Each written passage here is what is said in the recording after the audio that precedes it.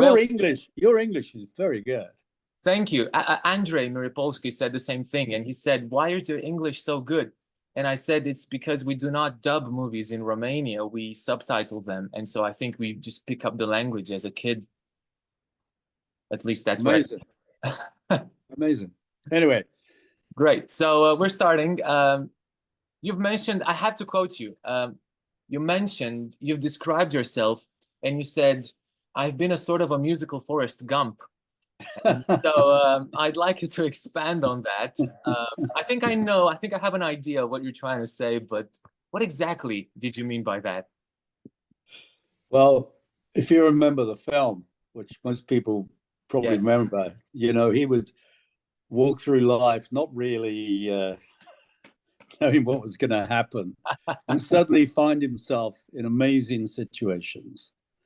And I've found so many situations whereby things have happened, whether it's been, whether it's putting Elton and Bernie together, whether it's becoming an A&R man when I had no intention of being an A&R man, didn't even think I had any of the ability to be an A&R man, when you consider people like George Martin, who are proper A&R man. And also, being in places like at an East German music conference, and finding the 3 days we were there, the Berlin Wall came down. And Really? yeah, and we walked from East Berlin to West Berlin, and then realized we didn't have any West Berlin money on us, because you have to take it off when you came in. And yeah, things like that, and I've just always met some incredible people. So I always feel like I've been so lucky, and enjoyed a lot of great things as well as disappointments. Everybody has disappointments, and but generally, I feel like this guy just has gone through, and things have happened, and luckily, I'm still here to tell the tale. I didn't know you were there when the Berlin Wall came down. I actually have a piece of the Berlin Wall here. At least they say it's from the Berlin Wall, so I have to Yep, prove them. I've got one too. Yeah. And it's fantastic. Yeah, that does sound like something Forrest Gump would do, like finding themselves in the middle of an historical event without expecting that historical event to happen. In fact, I've written about. It forms quite a big chapter in the book I'm writing, because it was such an unreal time, and the things that happened after that gives you opportunities to go to places you would never have expected to go. And yeah, so I had no idea about the scene in the Soviet Union at all. That was the whole idea of the event. And there were 200 delegates from the West and 200 delegates from Eastern Europe. And it was interesting to listen to each delegate talk about their music programming. And the idea was, where could we all help, if there was a way we could help, and give them ideas how to move forward in the music scene. So that was what the event was all about. And it was organized by a friend of mine, Tony, who also did the Nelson Mandela concerts. And so I've always been inquisitive. I've always looked for new things, new talent. And in my way of going through life, seeking, asking, I always I feel like a musical Forrest Gump. That's it.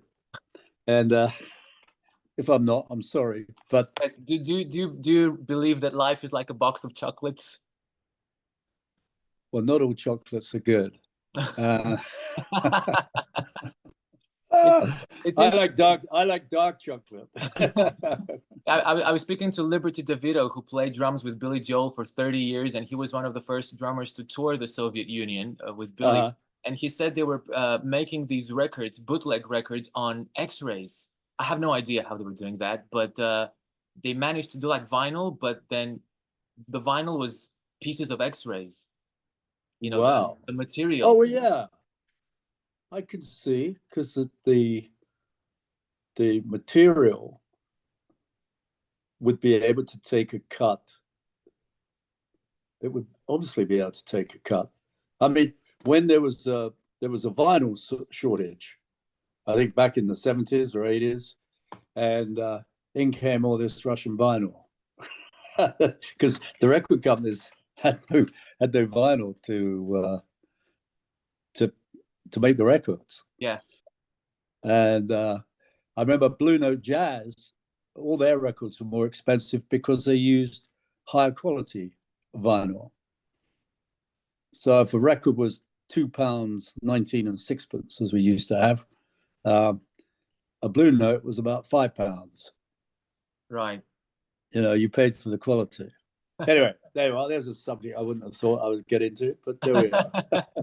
You said you have I mean, you must have a taste for recognizing talent, just like you said, you're navigating the music industry as a musical Forrest Gump. And because I was talking to Tony King, who also worked in the music industry, and you guys were so young. He started working when he was 15, and you placed the ad in New Musical Express when you were 20. Well, I was 19 when I placed the ad. 19. By the time by the time it came out, I was one day 20 years old. That is so fantastic to, at that age, at 20 years old, you know, barely not a teenager anymore, to be able to listen to Elton John and say, I think this has potential, to read the lyrics to Bernie, which you described as being a bit surrealistic, you know, and say, I like this guy's writing, let me just put them together. But my question is, why do you think people prefer the more fictional version of that event, the more fairy tale version of that event, instead of what actually happened? The truth. The truth. Well, Pierre, I think people love to be entertained. And it's like a lot of these types of films, which are telling a story, need to be pulled together in an hour and a half, 2 hours. And when you've got 50, 60 years of life, it's very hard to do. So how do you do it? I guess you create like a musical, because that's what people want to hear. They want to hear the songs. And of course, the songs in the film Rocket Man are all out of kilter.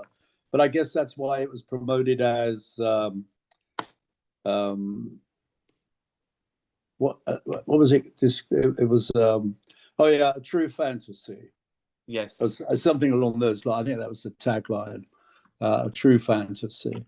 That way they could, you know, because do different things with the script, and there are some things that are totally different. Excuse me. Got me shoe off. Right, Karen.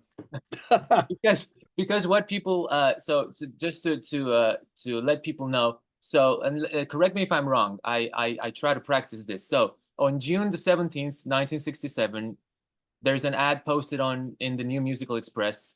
Correct. You posted it, working for Liberty Records, looking for talent. Elton John, who's still not named Elton John, answers the ad. Bernie Taupin answers the ad. Elton John auditions for you. You think he's got a great voice, but he cannot write lyrics. Bernie Taupin cannot write melodies, but he can write lyrics.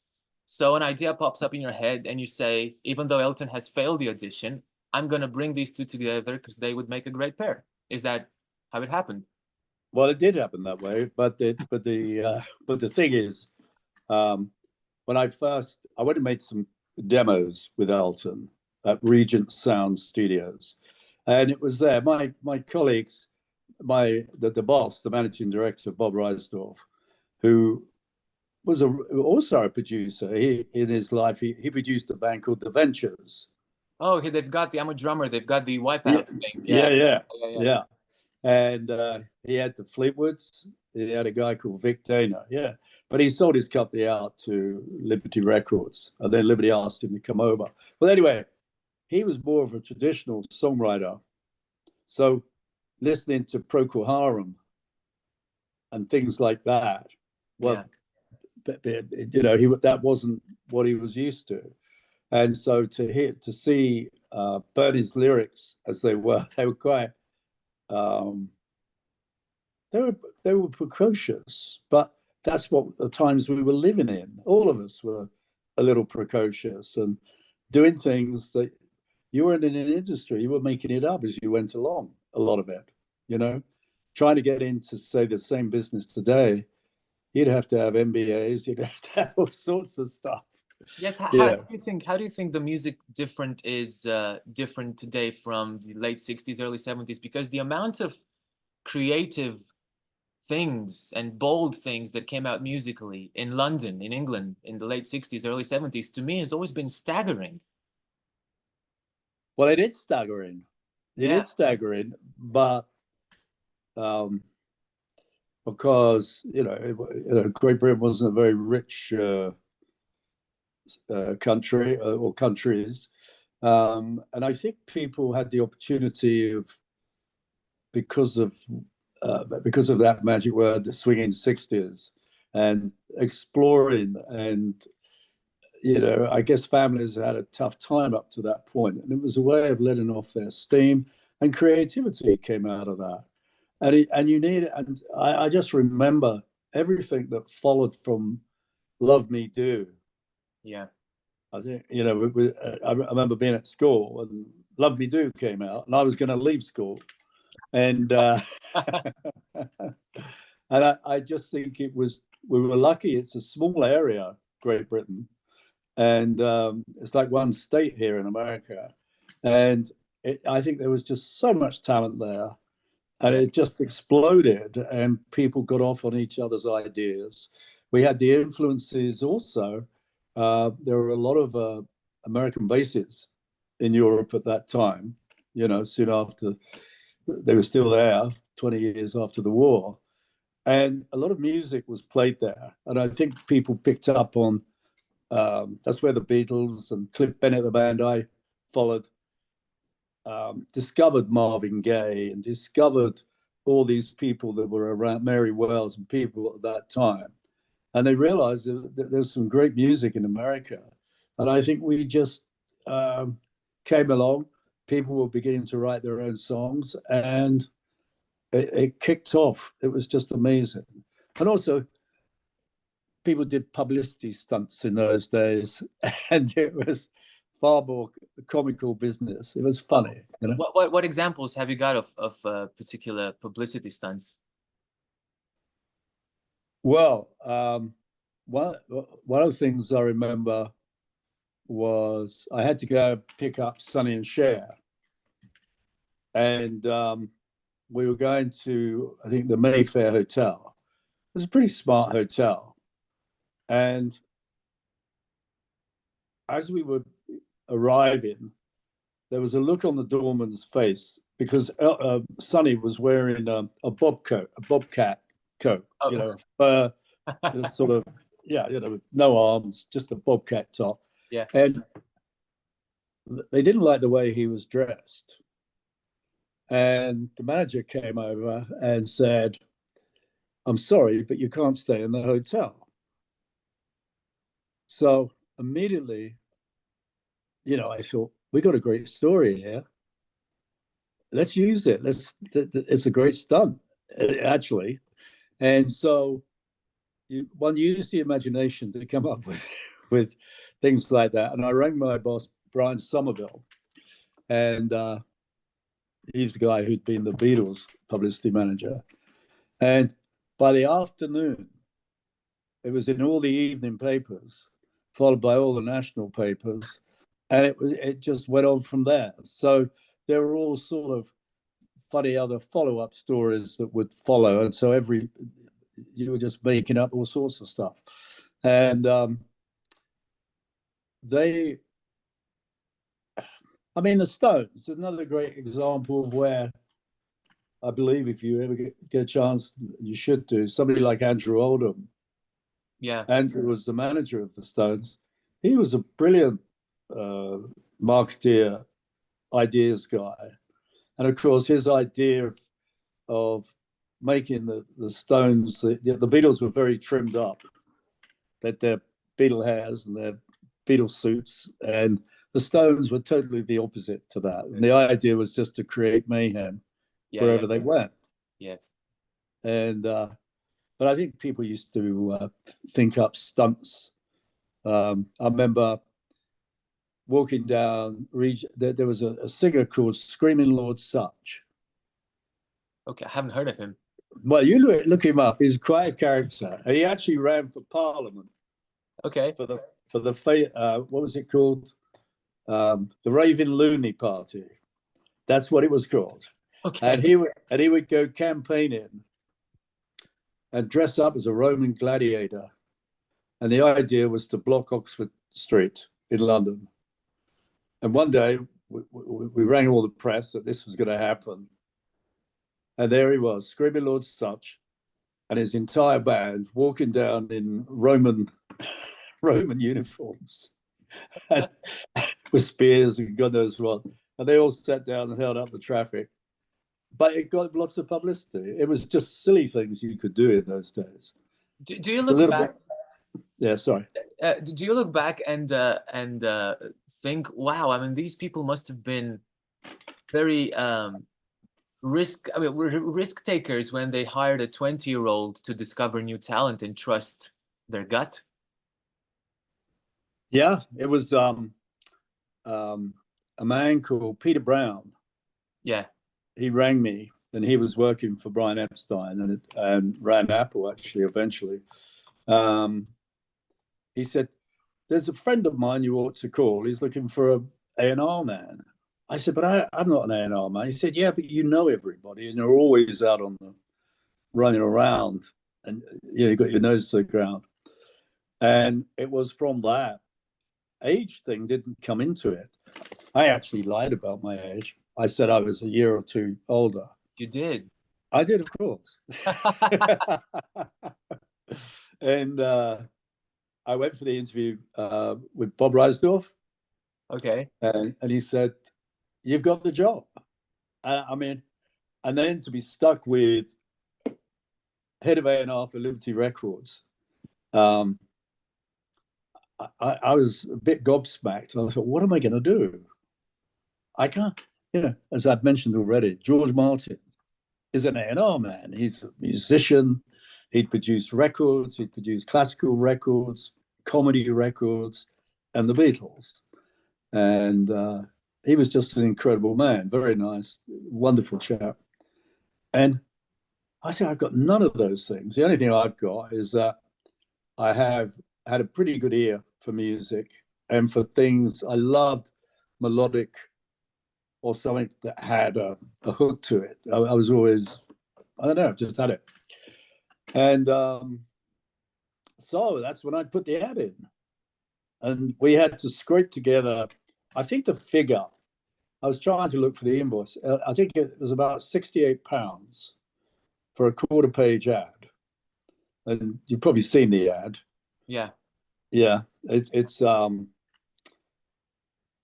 fact, I'm Do you still have the original one? I do. Do you want to see it? Yeah, sure. Hang on, I have to leave and show it to you. Hold on. Come back. There's the newspaper. Wow, there you go. That's fantastic. You see it, and that says, can you see it? I don't know whether you can see it where you are, but it's, oh, there. If I can bring it there, it should be. They've got the monkeys on the front page, and then over here, they never find a camera on this thing. It's, where is it? It's over here on the right-hand side. You'll see there, June the 17th.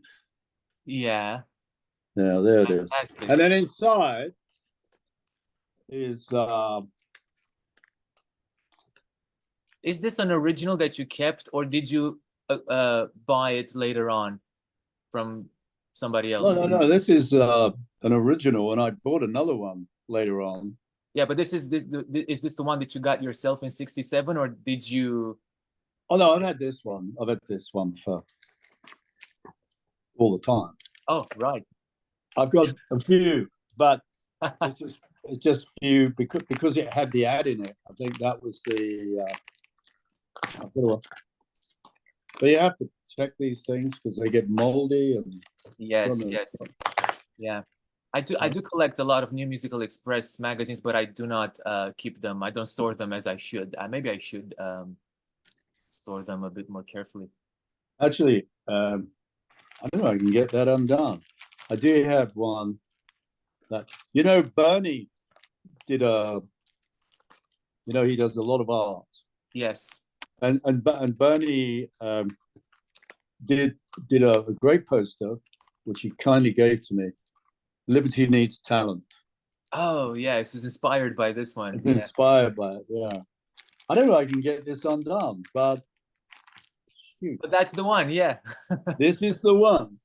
Yeah. What I can do is I've got a full-size one I can show you now if you wanted to see it. Yeah, and sure. then edit that in. Yeah.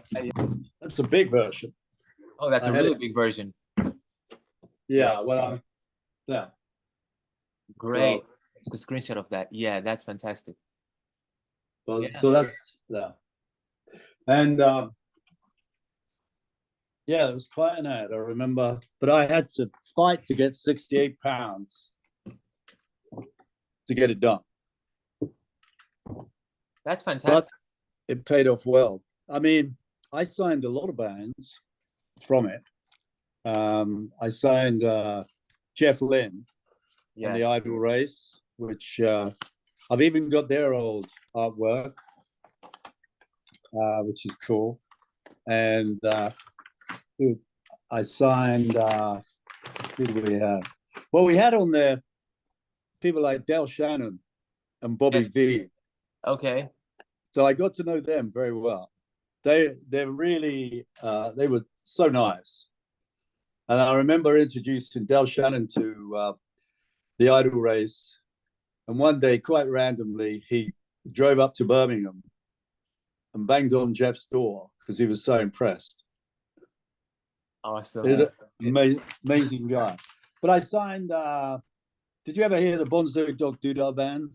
Yeah, for some reason I actually did. Well, they had a #1, they had a big hit record called I'm the Urban Spaceman. Okay, I don't know that, but the name of the band is familiar. They were funny as hell. They were so funny. And indeed, sadly, Vivian died in a fire. Oh.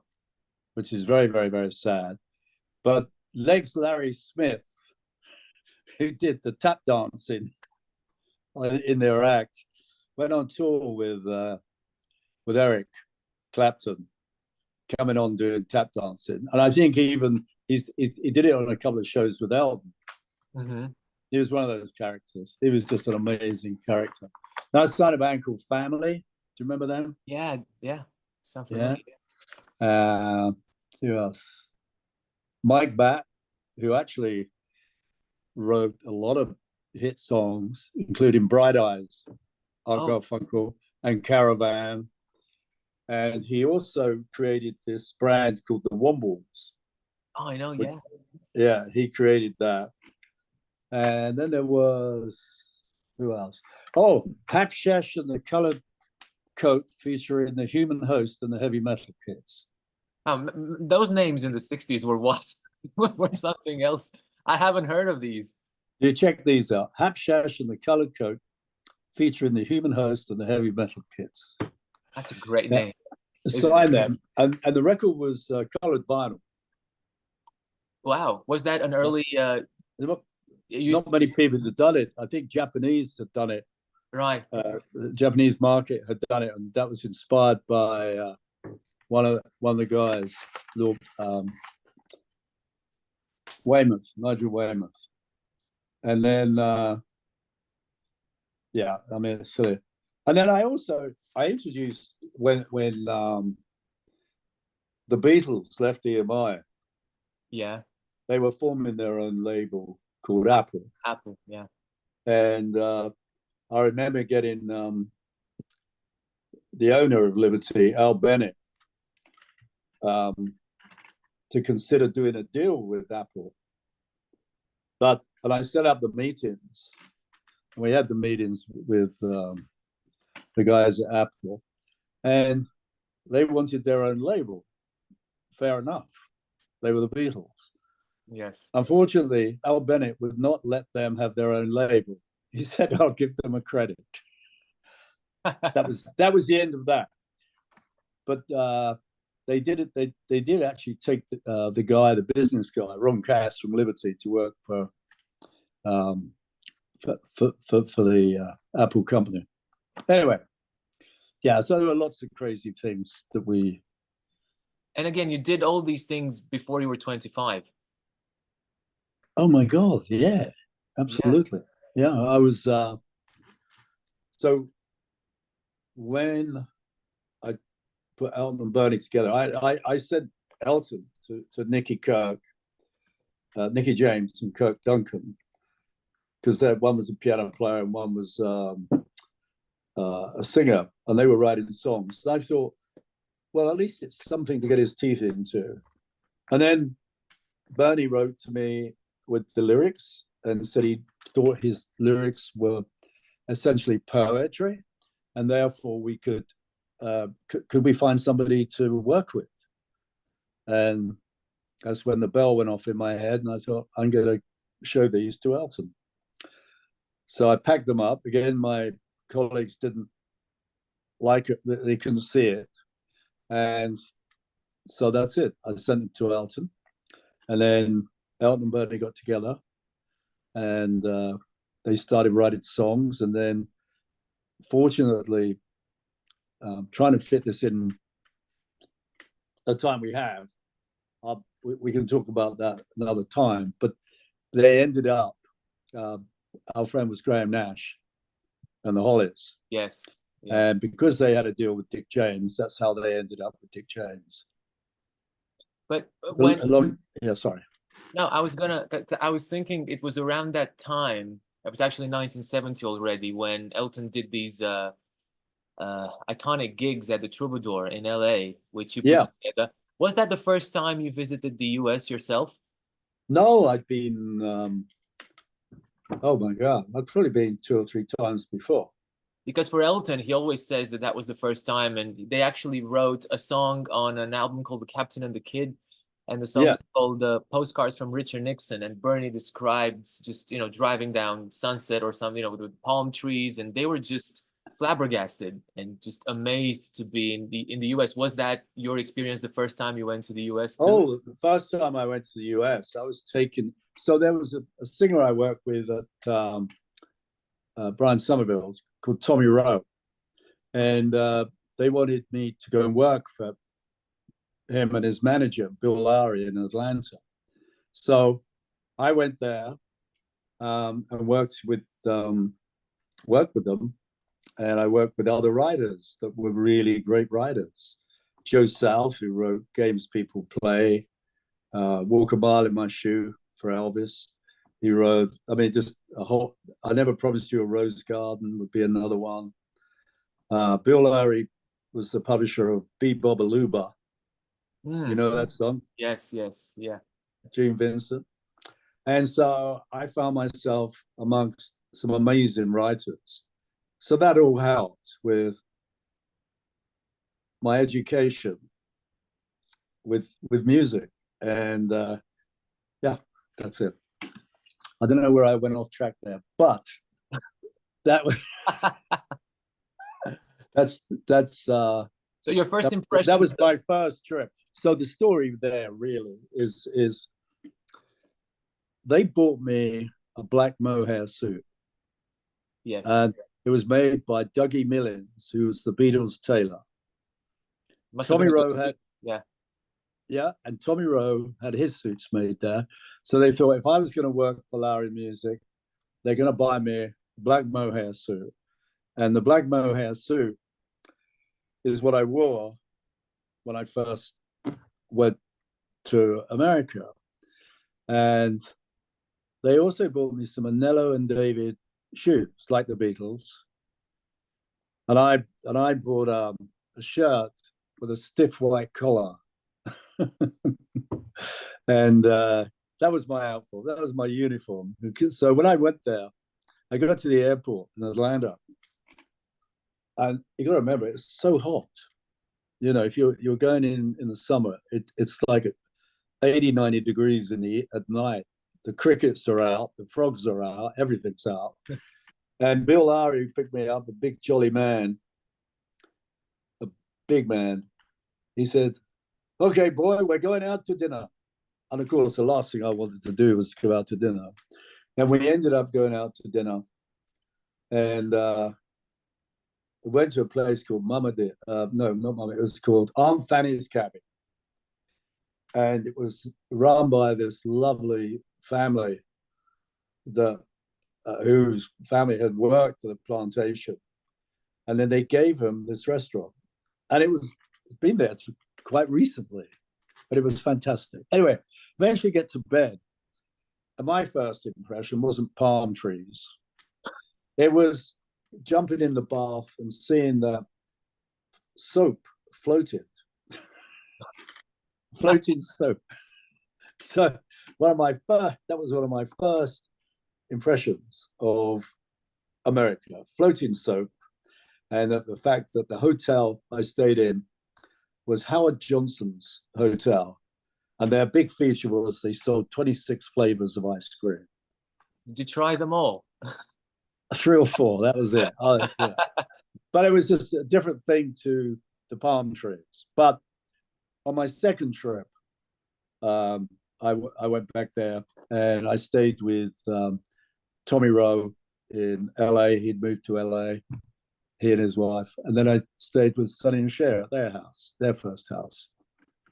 So this sounds a bit different than the first trip.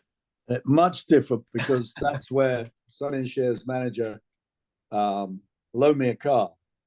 And they just bought this brand new Cadillac. And of course, I didn't have the guts to say I couldn't drive. And and anyway, I got it into reverse. It came out, and the first thing I did was break the door mirror, because I was looking at the back instead of looking at the front. Yeah. And anyway, I went for a drive down Beverly Hills. That's when I noticed all the palm trees and all the, you know, and the imagination of thinking Charlie Chaplin walked down here.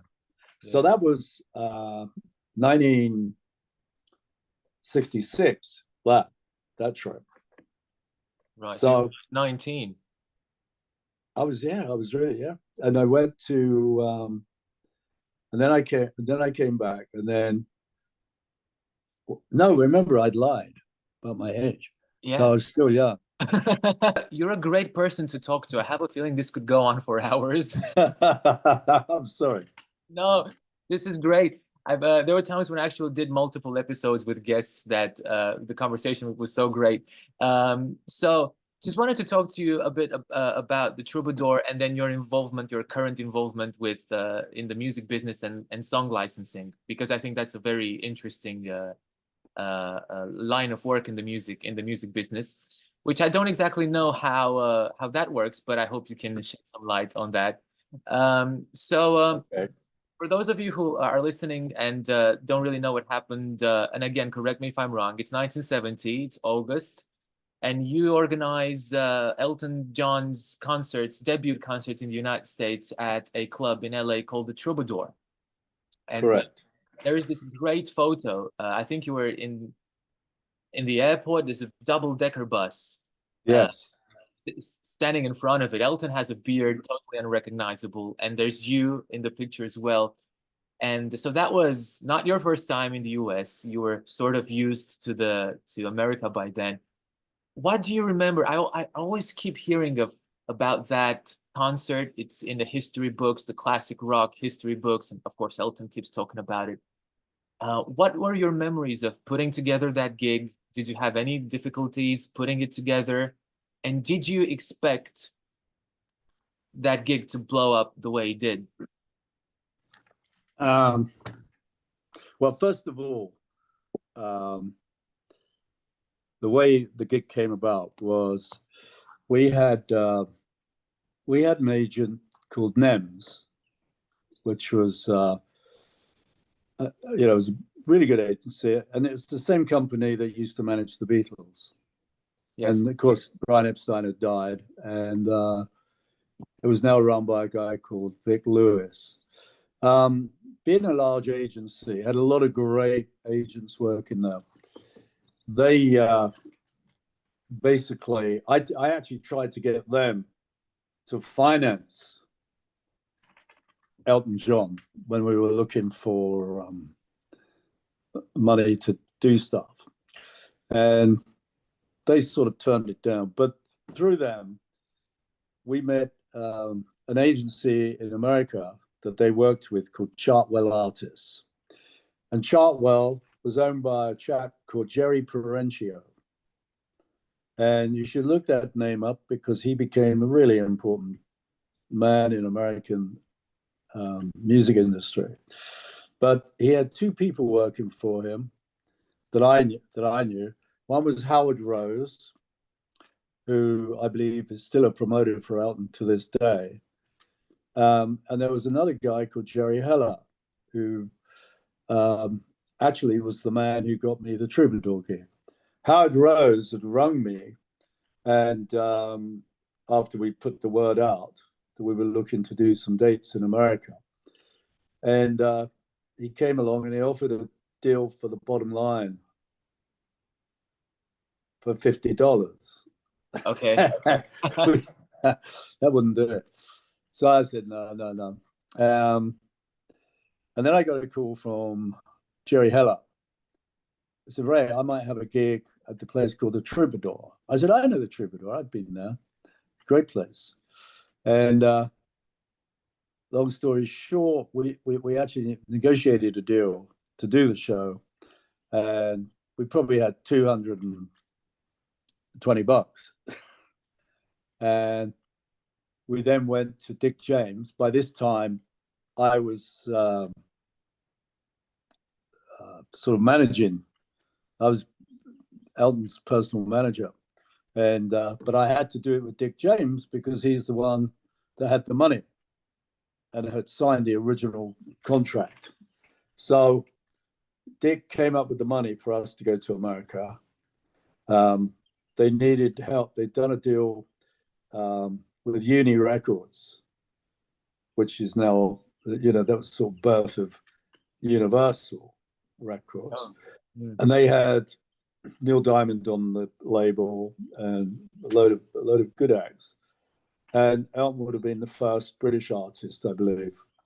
And but they wanted him to do some promotion. Hence, that's why we got that gig. What we didn't know was they had an eccentric PR man called Norman Winter, who was the man who sent the bus to LA airport to pick us up. And I remember at the time, Elton was not pleased. I got to admit, I wasn't that happy we had to do it. I knew that journey very well. And to be in a London bus, the last thing you want to be on is a London double-decker bus. But we weathered it. We got there. And then, we were there. I think we were at the Hyatt House Hotel. I think that's the Hyatt. And started to prepare to do the gigs. Now, when I got there, I learned that the contract they wanted me to sign had included extra dates, like to come back on another day.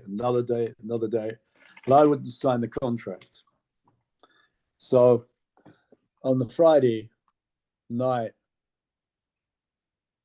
Doug Weston, the owner of the Troubadour, he requested my pleasure in his office above the Troubadour.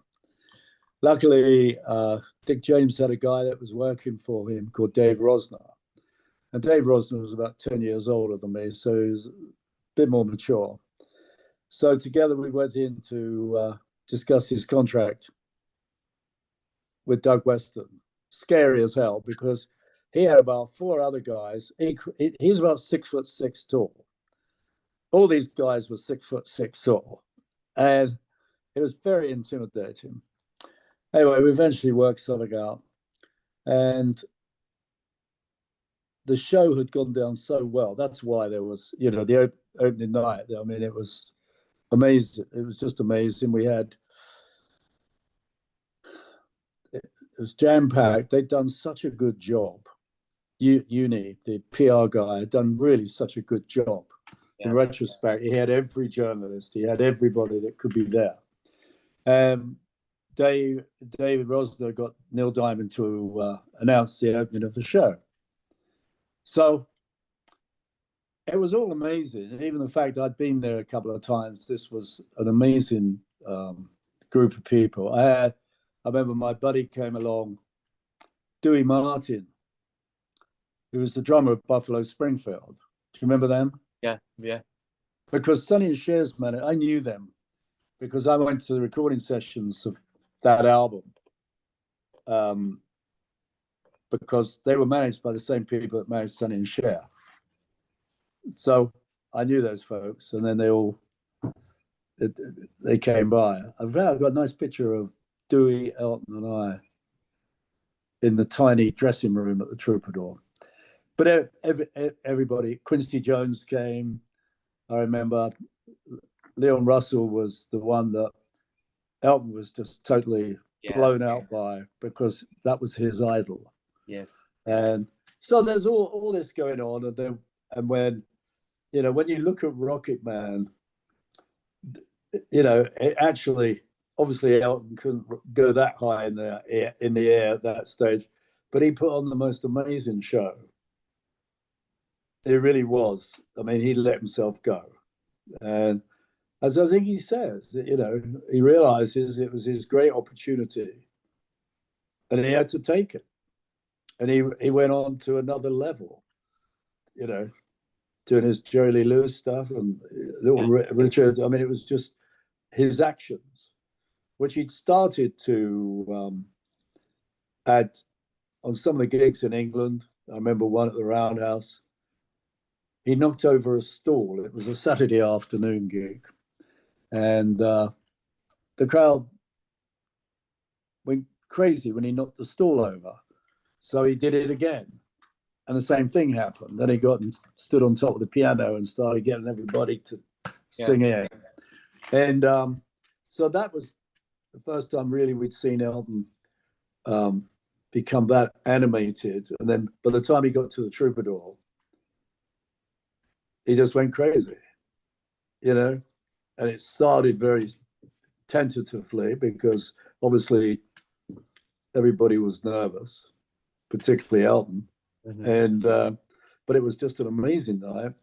And of course, the icing on the cake was when Robert Hilburn from the LA Times did an amazing, glowing report. Yes. And that was the birth of something very, very big. That's fantastic. That's 55 years in a couple of months. Yeah, 55 years. It's crazy. It's crazy. Absolutely crazy.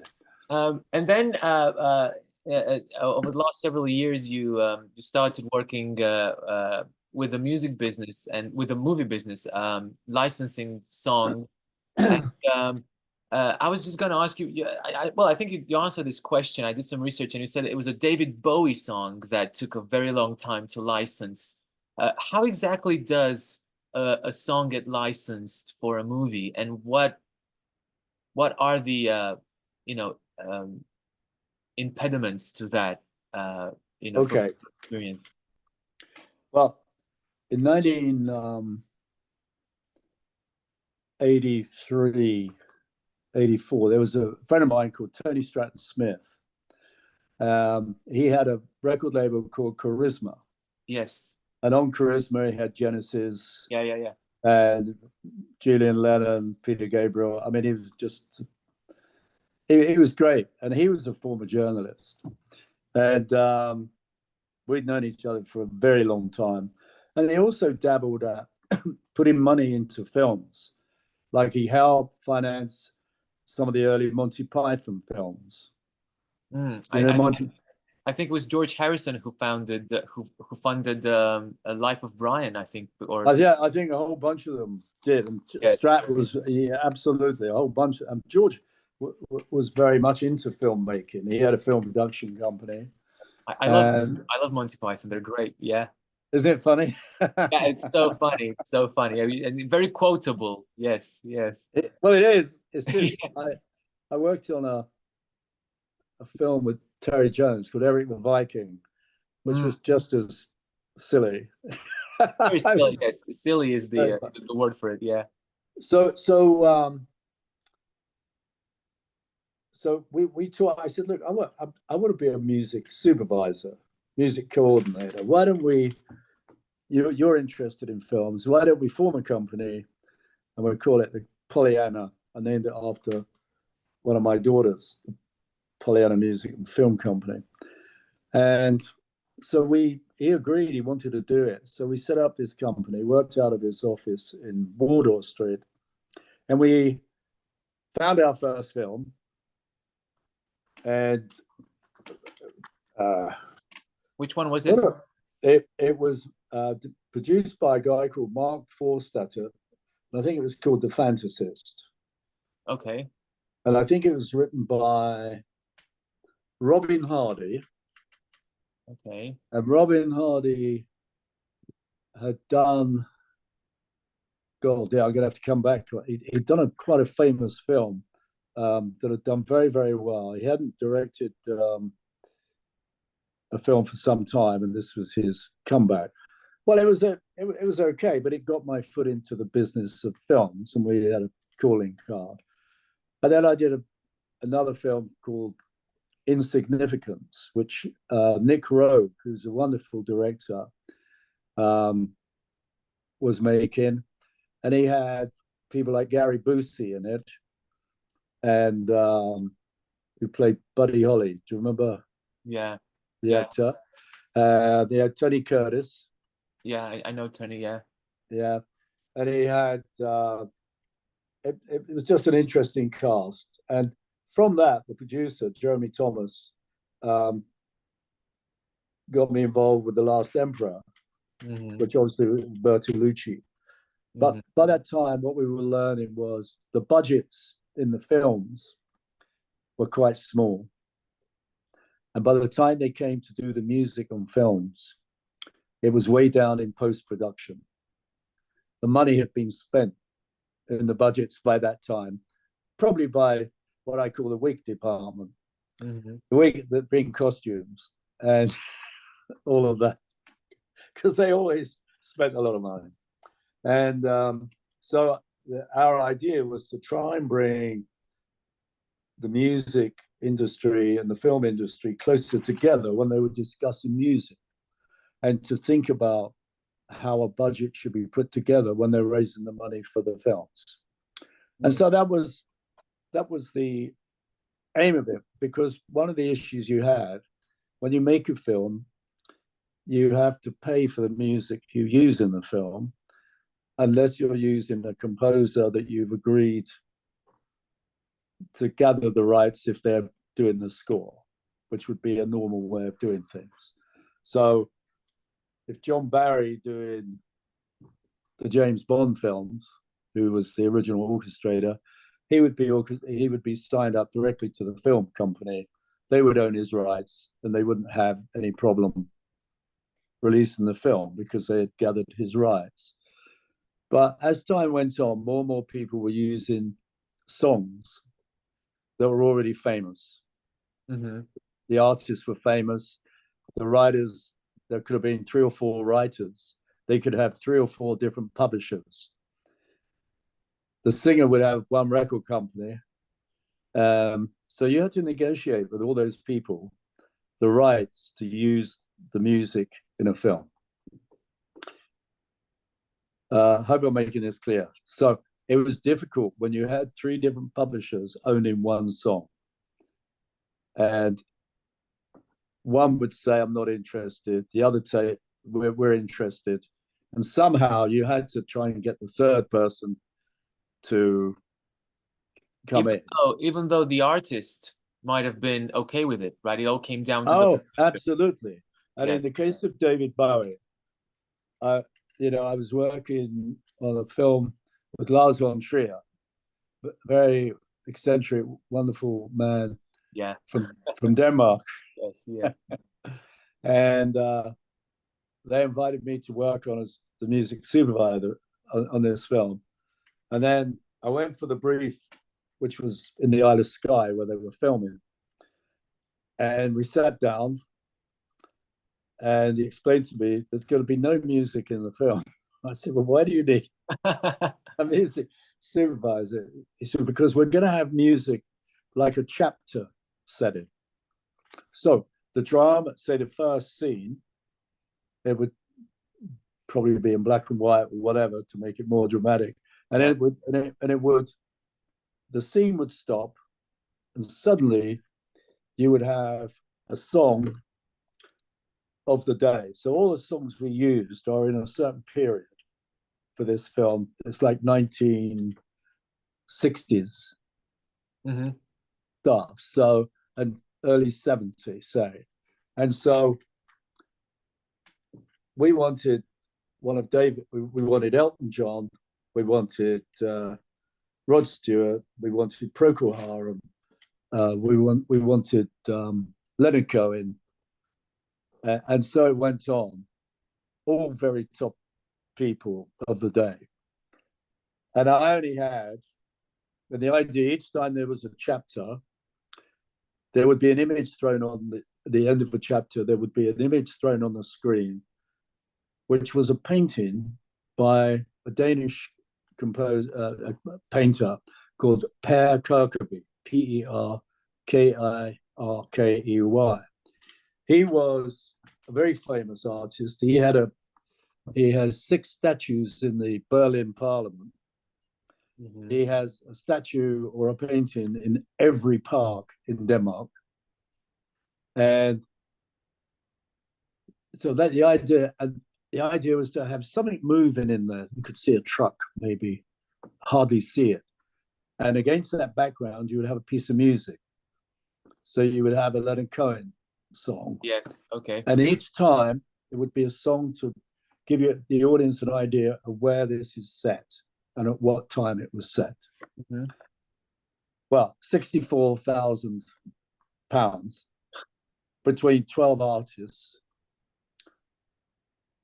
makes very little money for each license.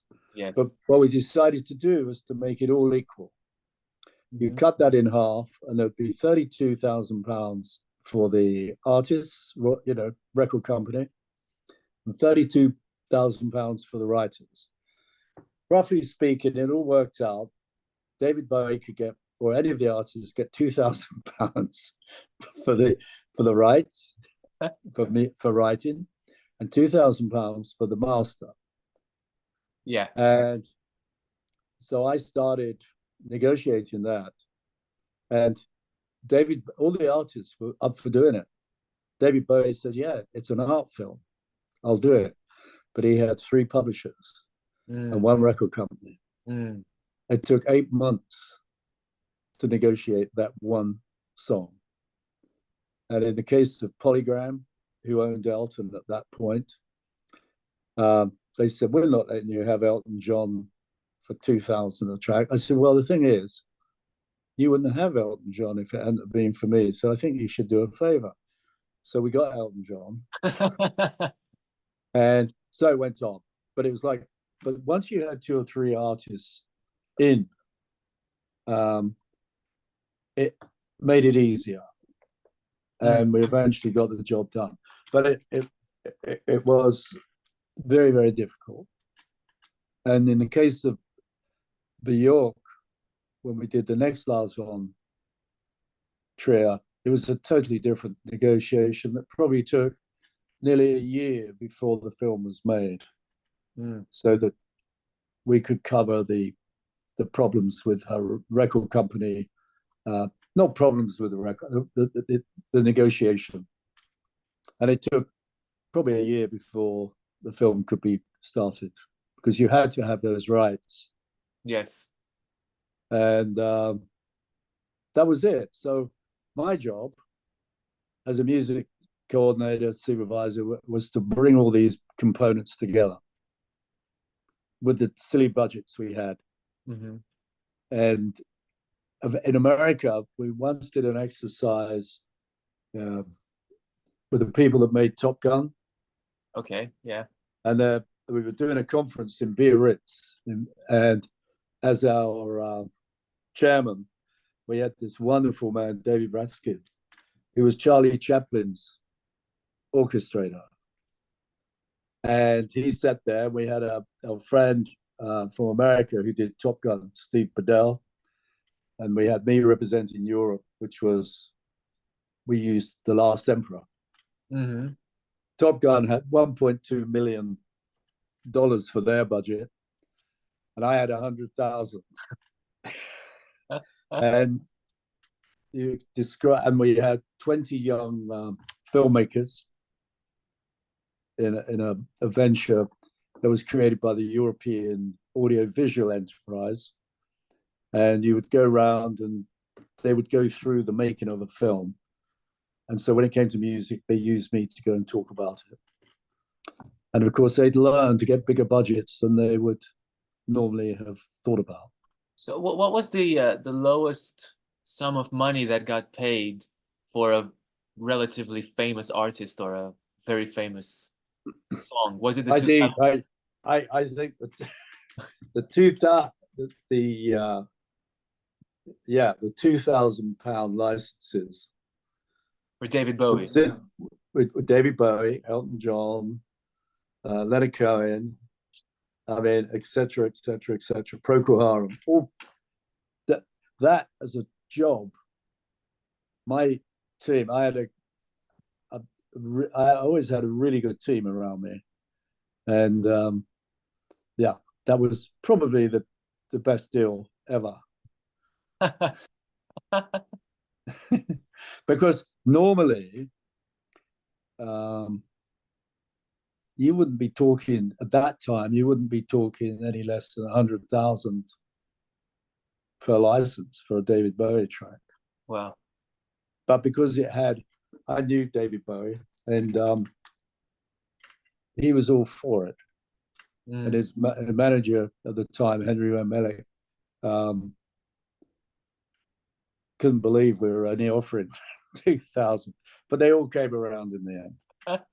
That's a fantastic story. Yeah, I hope so. I hope it's clear. It's just it's complicated. Now in America, most music supervisors would have been devoting their time to needle time. You know, in other words, just clearing the rights for singles that they were using in a film. Mm-hmm.